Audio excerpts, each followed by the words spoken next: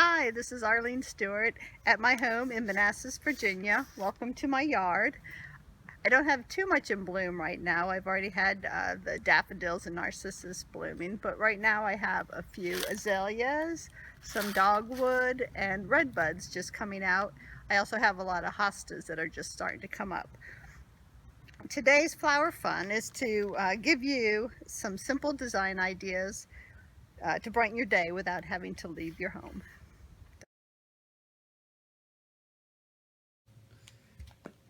Hi, this is Arlene and I'm back again with inside my house to work on a couple of designs with the flowers that we picked from the yard. The first one I want to do is a simple design that uses this container, which is a ceramic container with some tubes in that have openings at the bottom so that your flowers can be watered.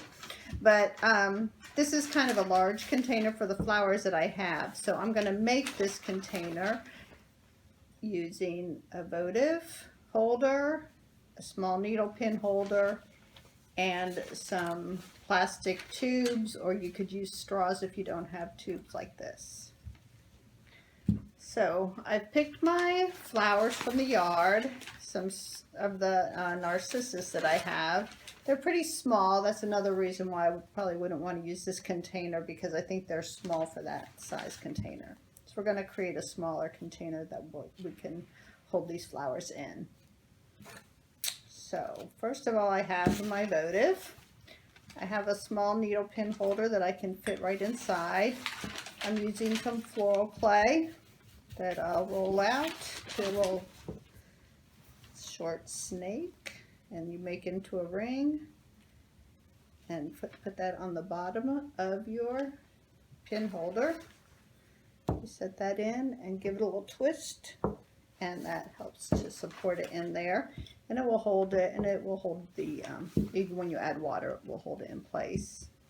The next thing I'm doing is I'm going to make, back to this one, the tubes out of these plastic straws, and I just took 3 of them. I actually used a dark green straw. I put it into, I cut them into 3 different lengths, and then I'm holding them together with Oasis bind wire. It comes in a roll like this, and it's called bind wire, and it's a raffia covered wire. It's just easy to work with. So I've created my little set of 3 tubes, and I'm just going to set them on top of my pin holder. So this just gives me a little support structure for my design. And what I want to do is I'm going to cut, I've already cut some of these, so I think I'm going to just work with those. This tall one I'm going to put in the back, in the tallest tube. And then, let's see, I have another one. It's going to be a little bit shorter. I'm going to bring that down a little lower. And then another that I can put in this front tube. And then a third, or another that'll go into this lowest tube. What I'm trying to do is create a little bit of rhythm with the flowers. A little shorter.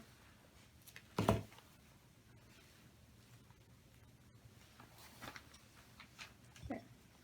And what I can do is I can also add some of the stem, like inside of the tube, just to give it a little more support, so it'll hold it in place. The same with this other one.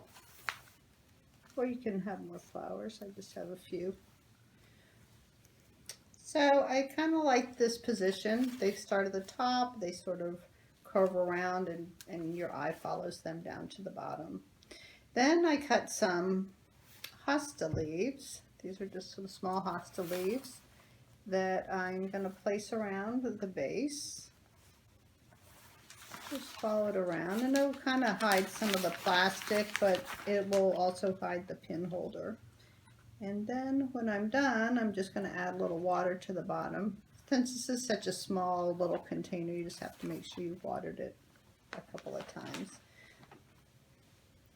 So this is my design. It's kind of, it pretty much just faces in one direction, but I think it's a beautiful way of displaying these small spring narcissus.